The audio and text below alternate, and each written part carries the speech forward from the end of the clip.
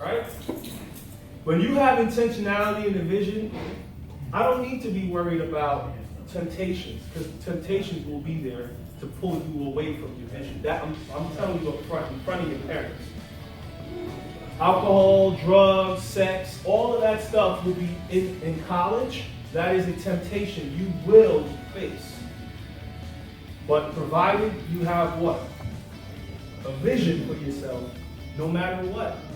And you understand you can travel through time and remember, the reason why you're doing what you're doing. You're going to college not just to bring a level of gratification to your parents, but you're going to college because you are looking for a better version of yourself.